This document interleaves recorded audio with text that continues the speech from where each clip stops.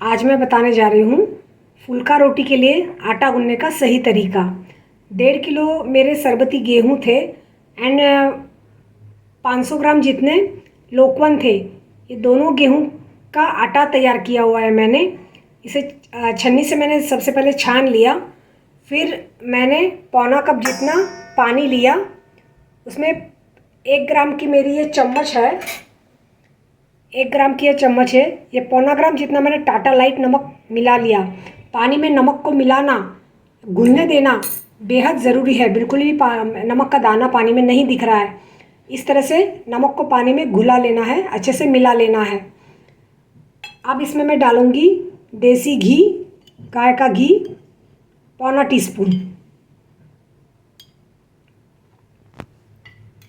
अब पहले इस घी को अच्छे से मिला लूँगी।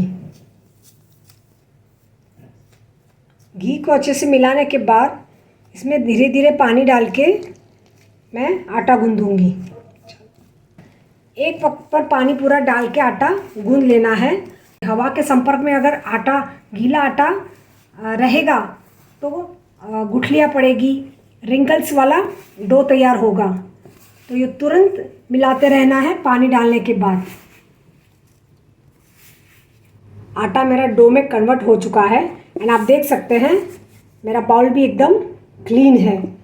और 5 से 7 मिनट तक ऐसा स्मूथ सिल्की टेक्सचर वाला डो तैयार होना चाहिए। पानी डालने के बाद वो थोड़ा रफ टेक्सचर वाला हो जाता है, पर मसल के इसे स्मूथ टेक्सचर वाला तैयार करना है। पानी मुझे डालने में थोड़ी देर हुई, इसलिए मैंने थोड़ा रुक के पानी डाला, इसलिए थोड़े रिंकल्स तैयार हुए हैं। एक साथ सभी पानी डाल के डो तैयार करना है ताकि बिना रिंकल वाला या रिंकललेस डो तैयार हो। अब 5 से 7 मिनट तक इसे ऐसे गूंदना है एंड 15 मिनट के लिए इसे ढक के रख देना है। डो के रूप में तैयार करने के बाद मैंने थोड़ा घी से चिकना कर लिया था और 15 मिनट के लिए मैंने ढक के इसे रखा हुआ था। अब रोटी के लिए लगने वाले सामान की बात, सबसे पहले ये चकला अपनी हाइट के और प्लेटफॉर्म के हाइट के मुताबिक पसंद करना है। लंबा यानी ऊंचा या नीचा। बेलन की बात करूँ तो बेलन का शेप बहुत ही मैटर करता है रोटी को या फुल्का रोटी को पतला बेलने के लिए। ये जो बेलन है बीच में से बहुत ही मोटा है और किनारे से पतला है, ताकि हमें भार देकर बेलने में आसानी रहती है और रोटी यानी डो का जो गोला है वो बहुत ही तेज़ी से आगे बढ़ता है। तो हमेशा लोहे का तवा ही सिलेक्ट करें या फिर नॉनस्टिक तवा सिलेक्ट करें, पर मिट्टी का तवा कभी भी ग्लूटेन रिच आटे की रोटियां सेकने के लिए ना करें। और यहाँ पे रखी है मैंने जाली, यहाँ पे रखी है मैंने रैक। रोटी जैसे ही फुलाने के बाद या फुल्का रोटी तैयार होने के बाद रैक पर रखनी है, ताकि गर्म भाप निकल जाए और रोटियां लंबे समय तक अगर रखनी हो तो उसमें स्मेल ना आए, फ्रेश ही रहे। बाकी सामग्री की बात करूं तो गेहूं का महीन आटा डो के गोले को आगे बढ़ाने के लिए या फुल्का रोटी बेलने के लिए, ये देसी घी रोटी पर चुपड़ने के लिए। अब क्या करना है, लोहे का तवा है, मेरी 3 बर्नर की सिगड़ी है। इस पे सबसे बड़े बर्नर पर मैंने ये लोहे की तवी रखी हुई है और तेज आंच पर इसे 1 मिनट के लिए गर्म कर लूँगी। मैंने एक सरीखे डो में से छोटे डो बोल तैयार कर लिए हैं और एक ये सबसे छोटा बाकी रह गया था। और सबसे पहले अगर पॉसिबल हो तो एक छोटी रोटी ही बेल ले और तैयार करें। अब इसको मैं डस्टिंग करूँगी। डस्टिंग करने के बाद बेलूँगी। अब वापस इसे डस्टिंग करनी है। गोले को डस्टिंग करने के बाद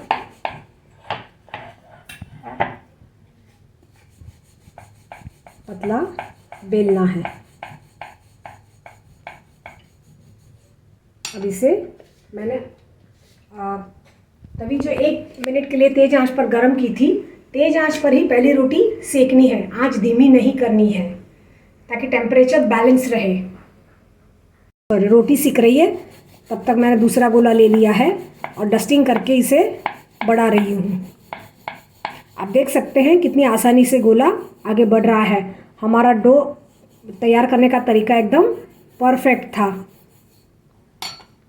ये रोटी, एक रोटी जब तक सिकती है तब तक दूसरी रोटी तैयार हो जानी चाहिए। इस तरह का डो तैयार करना है या आटा लगाते समय इसका ध्यान रखना है।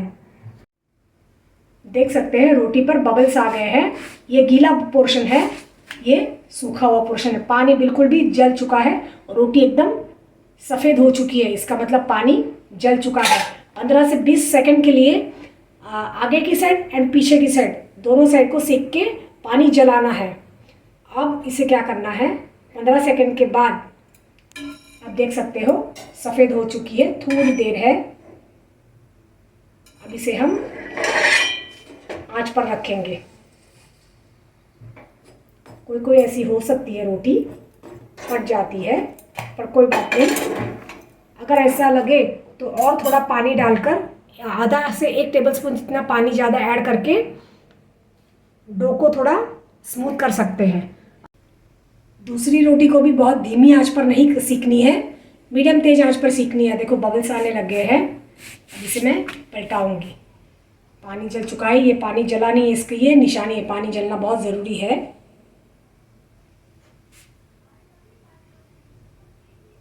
ना जले तो थोड़ी देर पीछे की साइड सीखने के बाद वापस इसे पलटा ले और इस तरफ से दबा ले। देखो फूल गई। अब इसे वापस पलटाऊंगी और इसे अब मैं आंच पर डालूंगी। बहुत ही बढ़िया फूल रही है रोटी, फुल्का रोटी देखो। अब इसे मैं आंच पर रखूंगी और गर्म भाप निकलने के बाद इस पर घी छिड़कूंगी। तब तक मैं दूसरी रोटी बेल लेती हूँ।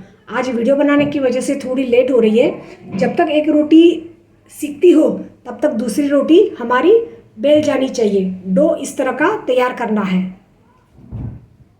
रोटी अच्छे से दोनों तरफ से वाइट हो चुकी है, मतलब पानी जल चुका है। अब करारी रोटी सेकने का तरीका, एक बार ऐसे रोटी फुलाने के बाद, एक बार ऐसे रोटी फूल जाए, पीछे से भी थोड़ी देर सिकने देनी है, एक 5-7 सेकंड के लिए। बाद में इसे तवे पर ही तेज आंच पर रखनी है। रोटी फुलाते समय आंच तेज़ होनी बहुत ज़रूरी है, इतना ध्यान रखें। और करारी करने के लिए आंच धीमी कर दे और धीमी आंच पर इसे करारी होने के लिए 8 से 10 सेकंड के लिए रखने देनी है। ये देखो करारी हो रही है। और भी ज़्यादा करारी चाहिए तो और थोड़ी देर रखनी है। ऑलमोस्ट 10-12 सेकंड के लिए रखनी है। हो चुकी है, अच्छी सी करारी हो रही है, मस्त हो गई है। दूसरी तरफ से भी करारी चाहिए तो साइड पलट के दूसरी तरफ भी 10 से 12 सेकंड के लिए करारी करनी है। रोटी जो रैक पर रखी थी उसकी गर्म भाप निकल चुकी है। अब घी लगाने का तरीका यह होता है कि किनारे से पहले स्टार्ट करें घी लगाना और बाद में सेंटर में आए, क्योंकि रोटियां हमेशा किनारे से पहले सूखनी शुरू हो जाती है। तो यह है घी चुपड़ने का सही तरीका। रोटियां सेक लेने के बाद मैंने ऐसे थप्पी रैक पर ही की है। गर्म भाप पूरी तरह से निकल जाए, यानी ऑलमोस्ट आधा घंटे के बाद इसे स्टील के डिब्बे में रखनी है। गर्म भाप निकलनी बेहद ज़रूरी है।